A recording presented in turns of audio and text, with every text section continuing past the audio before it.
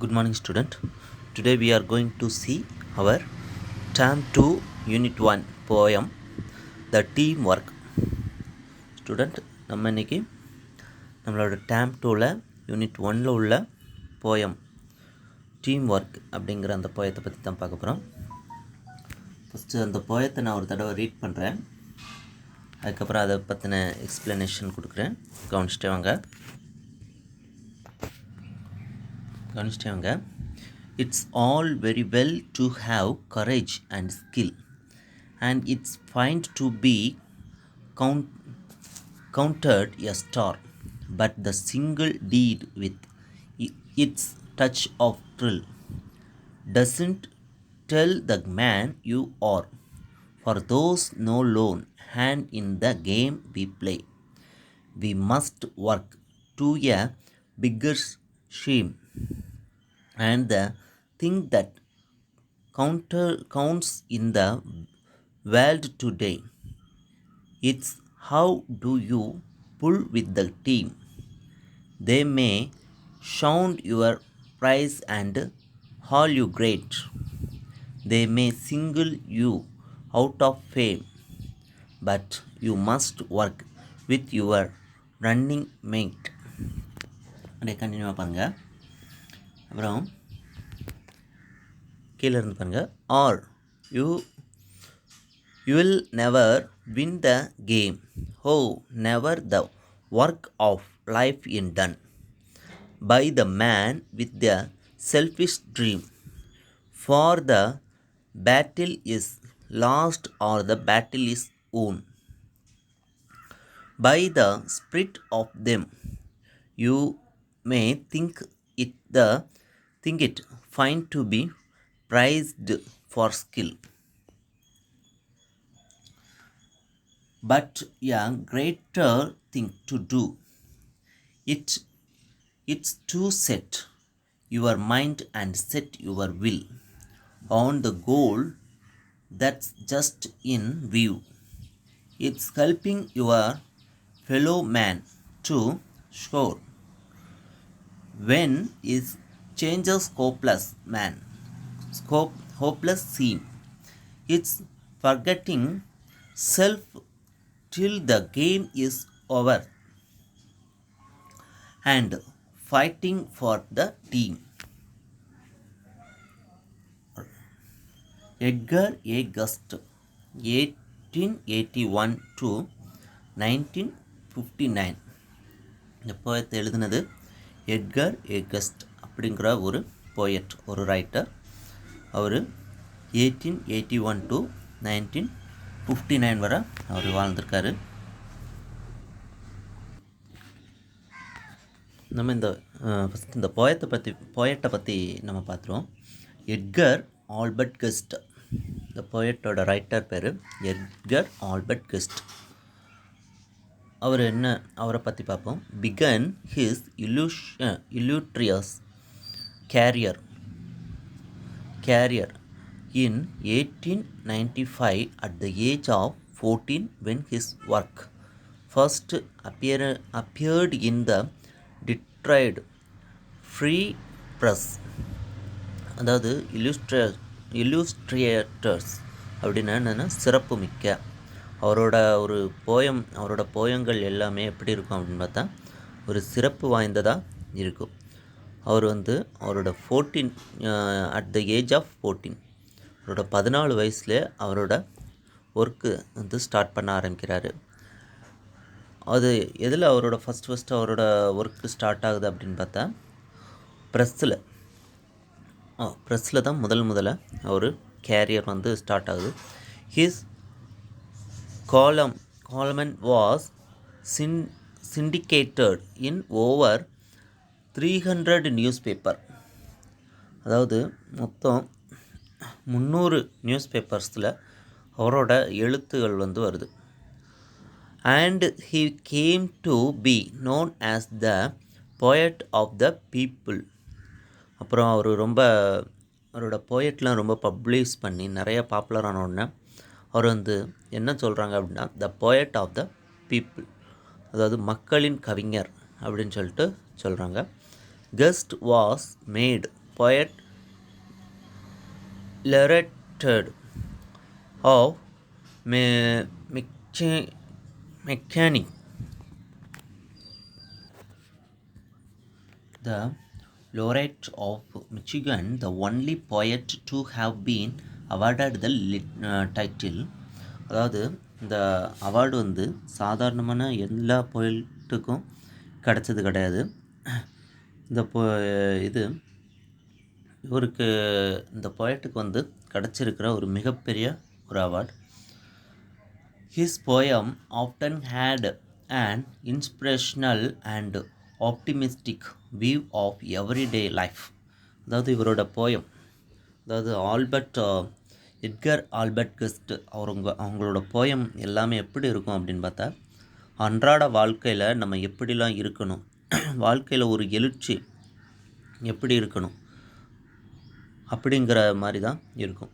மற்றவங்களுக்கு ஒரு எழுச்சி வர்ற மாதிரி அவரோட எழுத்து இருக்கும்.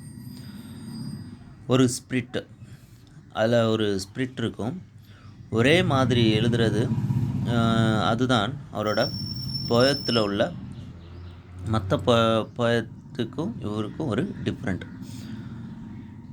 இவரோட போயம் வந்து மற்றவங்களை, அதாவது சமுதாயத்தில் மற்றவங்களை ஒரு எழுச்சி அடைய செய்கிற மாதிரி இவரோட போயம் வந்து அமைஞ்சிருக்கும். இவரோட போயம் எல்லாமே பார்த்தா ஒரு யூனிக்காக, அதாவது ஒரு தனித்துவம் வாய்ந்ததாக, மற்ற ரைட்டர்ஸோட போயத்திலிருந்து ஒரு கொஞ்சம் டிஃப்ரெண்ட்டாக ஒரு தனித்துவம் வாய்ந்ததாக இருக்கும் அப்படின்னு சொல்கிறாங்க. இப்போ போயத்தை கவனிங்க. ஃபஸ்ட்டு ஸ்டான்ஸாலேருந்து, it's all very well to have courage and skill and it's fine to be counted a star, but the single deed with its touch of thrill doesn't tell the man you are. First stanza பாருங்க. It's all very well to have courage and skill and it's fine to be counted a star. அதாவது தைரியமும் திறமையும் இருந்தால் நீ ஒரு நட்சத்திரமாக இருப்ப அப்படின்னு சொல்லி, நீ ஒரு நட்சத்திரமாக எண்ணப்படுவ அப்படின்னு சொல்லி அவர் சொல்கிறாரு. அதாவது ஒரு வானத்தில் இருக்கிற நட்சத்திரம் மாதிரி நம்ம ஒரு தனித்துவம் வாய்ந்தவங்களாக நம்ம இருப்போம். அதுக்கு நம்மக்கிட்ட தைரியமும் தன்னம்பிக்கையும் அப்புறம் திறமை, கரேஜ் அப்படின்னா என்னென்னா ரொம்ப தைரியமாக இருக்கிறது, ஸ்கில் அப்படின்னா திறமையாக இருக்கிறது. நம்மகிட்ட நல்லா கரேஜ், நல்லா. அடுத்த வரைக்கும் கவனிங்க. But the single deed with its touch of thrill doesn't tell the man you are. அதே நேரத்தில் ஏதாவது ஒரே ஒரு செயல் மட்டும் ஏதாவது ஒன்று செஞ்சுட்டு அதை வச்சுட்டு நான் தான் பெரிய ஸ்டாரு அல்லது பெரிய ஆள் அப்படின்னு சொல்லிட்டு நம்மளே அப்படி புகழ்ந்துக்கிடுறது தப்பு. அப்படி சொல்லக்கூடாது. அதாவது நம்மளோட செயலை பார்த்து மற்றவங்க நம்மளை வந்து புகழணும் அப்படின்னு சொல்லி சொல்கிறாரு. அடுத்த வரி பாருங்கள். For those no lone hand in the game we play we must work to a bigger scheme. அதாவது ஒரே ஒரு ஆள் மட்டும் விளையாடுற கேம் இல்லை. எங்கே பார்த்தாலும் ஒரு ஆள் மட்டும் ஒரு கேம் விளையாடுறான் அப்படின்னு சொல்லி சொல்ல முடியாது. இப்போ எக்ஸாம்பிளுக்கு நம்ம கம்ப்யூட்டரில் ஒரு கேம் விளாண்டா கூட அதுக்கு நமக்கு முன்னாடி ஆப்போசிட்டில் ஒரு ஆள் இருக்கிற மாதிரி தான் அர்த்தம். அந்த கம்ப்யூட்டரில் நம்ம கூட யாரோ ஒரு ஆள் விளையாடுற மாதிரி தான் அர்த்தம். அப்படி இருக்கும்போது நல்லா பிளான் பண்ணி நம்ம ஒரு திட்டமிட்டு தான் எந்த ஒரு கேமையும் நம்ம விளையாடணும். அதை தான் அதில் சொல்கிறாரு. For those no lone hand in the game we play. நம்ம யாருமே தனியாக எந்த ஒரு கேமுமே நம்ம விளையாடலை, எல்லாமே டீமாக தான் நம்ம விளையாண்டுட்ருக்கோம். We must work to a bigger scheme and the thing that counts in the world today, it's how do you pull with the team. அது அப்படி இருக்கும்போது நம்ம நல்லா பிளான் பண்ணி திட்டமாக ஒரு மனசில் ஒரு பிளான் பண்ணி தான், ஒரு திட்டம் செஞ்சு தான் அந்த கேமை வந்து நம்ம விளையாடவே ஆரம்பிக்கணும். அதுவும் இப்போ நம்ம இந்த உலகத்தில் பார்த்தா எது ரொம்ப முக்கியம் அப்படின்னா, எந்த மாதிரி செயல் முக்கியம் அப்படின்னா, அடுத்த ஸ்டான்ஸாக பாருங்கள், அடுத்த வரியில் it's how do you pull with the team. How do pull with the team, அதாவது நம்ம வந்து ஒரு டீமில் இருக்கோம், ஒரு டீமில் நம்ம விளையாடுறோம் அப்படின்னா எப்படி நீ எல்லோரையும் அட்ஜஸ்ட் பண்ணி போகிற, ஏன்னா ஒருங்கிணைச்சி நம்ம எல்லோரையும் எப்படி ஒருங்கிணைச்சி நம்ம வந்து போகிறோம் அப்படிங்கிறது தான் அதில் முக்கியம். ஒரு டீமாக நம்ம வந்து ஒர்க் பண்ணும்போது எல்லாரையுமே நம்ம அட்ஜஸ்ட் பண்ணி போகக்கூடியது ரொம்ப ரொம்ப முக்கியம். இதுதான் இந்த உலகத்தில் இப்போ ரொம்ப ஒரு முக்கியமான ஒரு விஷயமா இருக்குது. எக்ஸாம்பிளுக்கு ஒரு டீமில் நம்ம வந்து ஒர்க் பண்ணுறோம் அப்படின்னா, நீ எப்படி மற்றவங்களுடன் இணைந்து நம்ம செயல்படணும் அப்படிங்கிறது தான் ரொம்ப முக்கியமான விஷயம். அதனால் நம்ம எந்த ஒரு கேமும் நம்ம தனியாக விளையாடலை, நம்ம ஒரு டீம் ஒர்க்காக தான் இந்த உலகத்தில் நம்ம எல்லாமே நம்ம பண்ணிகிட்ருக்கோம். அதனால் எல்லாரு கூடயும் நம்ம அட்ஜஸ்ட் பண்ணி ஒருங்கிணைஞ்சு போகக்கூடியது ரொம்ப ரொம்ப முக்கியமான விஷயம் அப்படின்னு சொல்கிறாங்க. நெக்ஸ்ட்டு பார்ப்போம். அடுத்த லைன் பாரு. They may shout your praise the all you great. They may single you out for fame, but you must work with your running mate, or you will never win the game. அந்த ஸ்டான்ஸாக பாருங்கள். They may sound your praise the all you great. அதாவது நீ ரொம்ப courage, நீ ரொம்ப தைரியமாக இருக்க அப்படின்னா என்ன, ஒன்றை எல்லாரும் பாராட்டுறாங்க. அதாவது they may single you out for famous, நம்ம மட்டும் தனியாக வந்து நம்ம எல்லா பாராட்டையும் வாங்கணும். அதாவது நம்ம ரொம்ப தைரியமாக இருக்க, நிறைய பாராட்டுகள் வந்து உனக்கு வருது, அவன் ரொம்ப பெரிய ஒரு மாவீரன், ரொம்ப ஒரு திறமையான ஆள் அப்படிலாம் சொல்கிறாங்க. தனிப்பட்ட விதத்தில் உன்னைய பற்றி புகழலாம், நீ அந்த மாதிரி புகழப்படலாம். ஆனால் but you must work with your running mate or you will never win the game.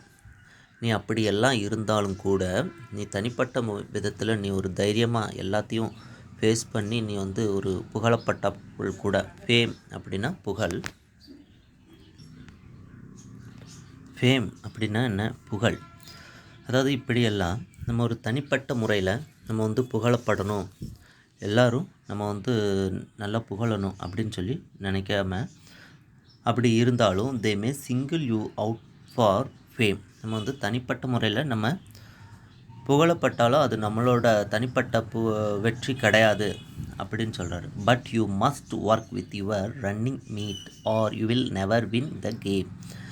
நம்ம கூட நம்ம புகழப்படணும் அப்படின்னா நம்ம என்ன செய்யணும், நம்ம கூட சேர்ந்து விளையாடுறவங்களோட நம்ம வந்து அவங்கள கூட சேர்ந்து நம்ம டீம் ஒர்க் நல்லா பண்ணினா மட்டும்தான் நம்ம வந்து வின் பண்ண முடியும் அப்படின்னு சொல்கிறார். ஆனால் அப்படி எல்லாம் உன்னை பாராட்டணும் அப்படின்னா நம்ம கூட சேர்ந்து ஒர்க் பண்ணவங்க, விளையாடுறவங்க கூட சேர்ந்து அவங்களோட சேர்ந்து நம்ம நல்ல முறையில் நம்ம ஒர்க் பண்ணணும். அப்படி இருந்தால் தான் நம்ம வந்து நல்ல முறையில் வின் பண்ண முடியும். அப்படி இல்லாமல் அவங்க கூட சேர்ந்து நம்ம நல்ல முறையில் ஒர்க் பண்ணலை அப்படின்னா நம்ம வின் பண்ண முடியாது. இப்போ எக்ஸாம்பிளுக்கு நம்ம ஒருத்தங்களுக்கு ஒன்று செஞ்சால் தான் அவங்க நாளைக்கு நம்மளுக்கு அவங்க ஏதாவது ஒரு ஹெல்ப் பண்ணுவாங்க. ஒருத்தருக்கு ஒருத்தர் அரவணைச்சி இருந்தால் தான் நம்மளுக்கு நாளைக்கு எல்லாமே இருந்தால் தான் நம்ம எல்லாத்துலேயும் நம்மளும் ஜெயிக்க முடியும். அதனால் எல்லாரையுமே நம்ம அட்ஜஸ்ட் பண்ணி போகிறது ரொம்ப ஒரு முக்கியமான ஒரு விஷயம் அப்படின்னு சொல்லி போயிட்டு இதில் சொல்கிறாங்க. அடுத்த ஸ்டென்ஸாக பாருங்கள். Oh never the work of life is done by the man with the selfish dream, for the battle is lost or the battle is won by the spirit of the team. அதாவது oh never the work of life is done, நம்ம வாழ்க்கையோட இந்த போராட்டம், நம்ம வாழ்க்கையோட இந்த பணி வந்து ஒரு நாளும் முடிவடையக்கூடிய ஒரு விஷயம் கிடையாது. அது நம்மளோட லைஃப் லாங்காக இருக்கக்கூடிய வாழ்க்கை போராட்டங்கிறது நம்ம லைஃப் லாங்காக இருக்கக்கூடிய விஷயம். இதில் போயட் வந்து கேம் அப்படின்னு சொல்கிறதே நம்மளோட லைஃப்பில் உள்ள நம்மளோட வாழ்க்கை போராட்டத்தை தான் அவர் இதில் கேமாக சொல்கிறார். அதில் பாருங்கள், by the man with the selfish dream, அதுலேயும் யாரோட பணி முடிவே அடையாத ஒரு லைஃபாக மாறும் அப்படின்னு பார்த்தா செல்ஃபிஷ் ட்ரீம், நான் மட்டும்தான், நான் தான் எல்லா விஷயத்துலேயும் தன்னைத்தானே புகழ்ந்துவிடுறது. அப்படிப்பட்டவங்களோட, அதாவது ஒரு பணி இருக்குது அப்படின்னா அதை கூட்டாக செய்யாமல் எல்லாமே நான் தான், எல்லாத்துக்கும் நான் தான் பெரிய ஆள் அப்படின்னு சொல்லிட்டு ஒரு செல்ஃபிஷாக ஒரு சுயநலமாக செயல்படுறவங்களோட பணி வந்து எப்போதுமே முடிவடையாது அப்படின்னு சொல்கிறாரு. அது மட்டும் இல்லாமல் அவங்க வந்து அந்த மாதிரி செல்ஃபிஷாக இருக்கிறவங்க வந்து இந்த உலகத்துக்கு வந்ததோட பயனே இருக்காது அப்படின்னும் இந்த போயத்தின் மூலியமாக சொல்கிறாங்க. For the battle is lost or the battle is ஊன். நீ வாழ்க்கையில் ஜெயிக்கலாம் அல்லது ஒரு விளையாட்டில் ஜெயிக்கலாம். அது எப்படி இருக்கணும் அப்படின்னா அது ஒரு டீம் ஒர்க் மாதிரி இருக்கணும் அப்படின்னு சொல்கிறாங்க. அதான் அதில் சொல்கிறாரு, for the battle is lost. பேட்டில்னா என்னது? சண்டே அப்படின்னு சொல்லலாம். இதில் வந்து ஒரு வாழ்க்கையோட போராட்டம் அப்படி கூட நம்ம சொல்லலாம். Battle is lost or the battle is ஊன். நம்மளோட வாழ்க்கையில் வந்து நம்ம ஜெயிக்கலாம் அல்லது ஒரு விளையாட்டில் ஜெயிக்கலாம். அது எதாக இருந்தாலும் by the spirit of the team, அது எப்படி இருக்கணுமா, நம்மளோட டீமோட வெற்றியாக இருக்கணும் அப்படின்னு சொல்கிறார். அது அவங்க டீமில் அவங்க எல்லாரோடனும் சேர்ந்து ஒருவருக்கு ஒருவர் இணைந்து செயல்பட்டால் மட்டும்தான் சிறப்பான முறையில் வெற்றி அடைய முடியும். அதாவது நம்ம தனிப்பட்ட முறையில் ஒரு விஷயத்தை வெற்றி அடைய முடியாது. நம்மளோட டீமோடு சேர்ந்து எல்லாரோடையும் இணைஞ்சி நம்ம இந்த வாழ்க்கையில் எல்லாரோடையும் சேர்ந்து இணைஞ்சி போராடினா மட்டும்தான் நம்ம இந்த லைஃப்பில் நம்ம வெற்றி பெற முடியும். நம்மளோட லைஃப்பாக இருக்கலாம் அல்லது ஒரு கேமாக இருக்கலாம், அது எதாக இருந்தாலும் ஒரு டீம் ஒர்க்காக இருந்து அதுலேயும் நம்ம ஒரு செல்ஃபிஷாக இல்லாமல் நம்ம இணைஞ்சு செயல்பட்டால் தான் நம்ம அதில் வெற்றி அடைய முடியும் அப்படின்னு சொல்கிறாங்க.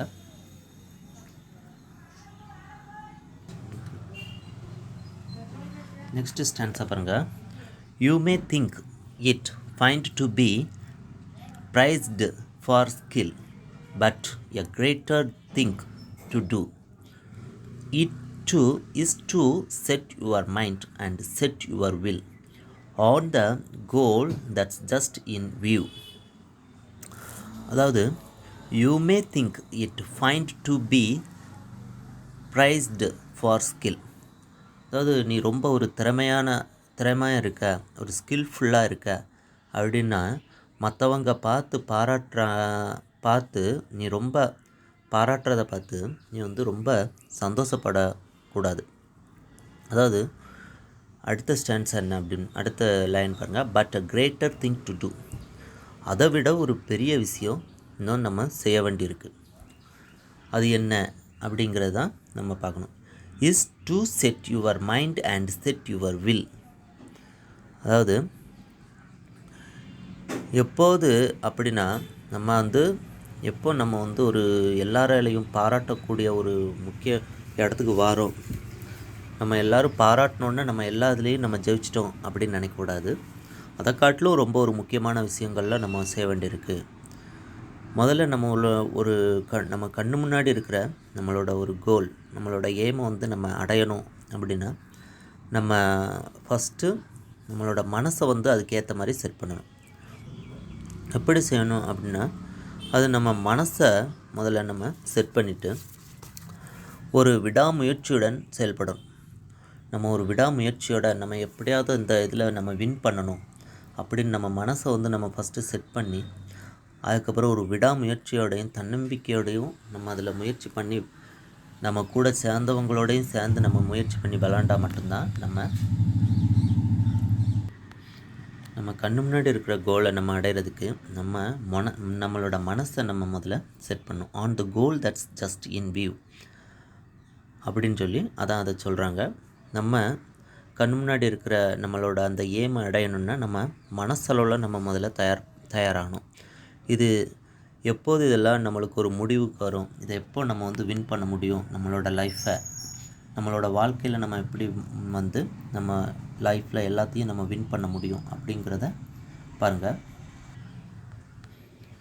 அடுத்த ஸ்டான்ஸை பாருங்கள். It's helping your fellow man to score when its chances hopeless seem. அதாவது நம்ம எப்போ நம்ம வாழ்க்கையில் வெற்றி பெறோம் அப்படின்னா நம்ம மட்டும் வெற்றி அடையணும் அப்படின்னு சொல்லி நம்ம செல்ஃபிஷாக ஃபீல் பண்ணக்கூடாது, அப்படின்னு நினைக்கக்கூடாது. அப்படி நம்ம நினைக்கும்போது நம்ம அந்த இடத்துல தோல்வியை தான் நம்ம அடைஞ்சிருக்கோம் அப்படின்னு அர்த்தம். நம்மளோட சேர்ந்தவங்களும் வெற்றி அடையணும் அப்படின்னு சொல்லி நம்ம நினைக்கணும். அது அவங்களுக்கு நம்ம எப்போ உதவணும் அப்படின்னு பார்த்தா அவங்களோட ஒரு ஹோப்லெஸ்ஸாக அவங்க ஃபீல் பண்ணும்போது, அவங்களால ஒரு முடியாமல் ஒரு சூழ்நிலை வரும்போது அவங்க கூட சேர்ந்து நம்மளும் அவங்களுக்கு வின் பண்ணுறதுக்கு நம்ம ஹெல்ப் பண்ணணும். It's forgetting self till the game is over and fighting for the team. அதாவது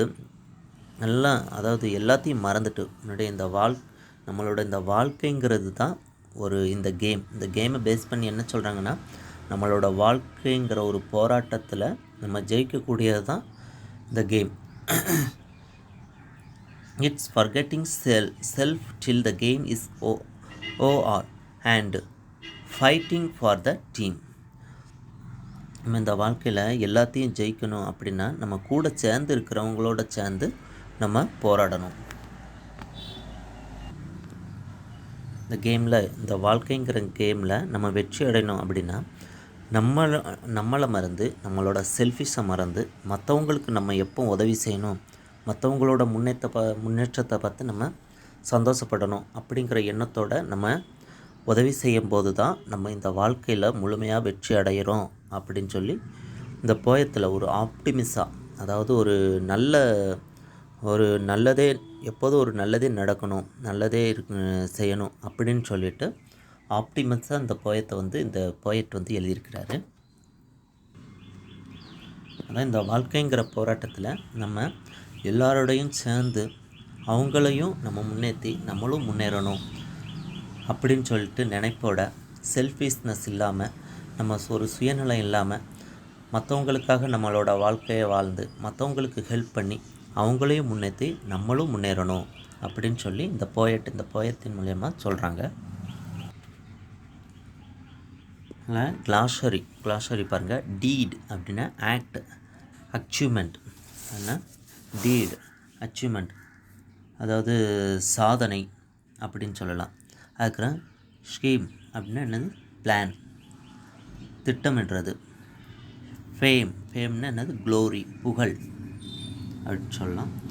அப்புறம் மேட் அப்படின்னா கம்பேனியன், பார்ட்னர், ஒரு நம்ம கூட கம்பேனியனாக இருக்கிறவங்க. ஸ்பிரிட், வில் டிட்டர்மினேஷன் அதாவது மனபலம், உத்வேகம் அல்லது மனபலம் என்ன சொல்லலாம். இது அடுத்து லாஸ்ட்டாக ஒன்று இருக்குது, ஓஆர் அப்படின்னா அப்ரிவேஷன் ஃபார் ஓவர்.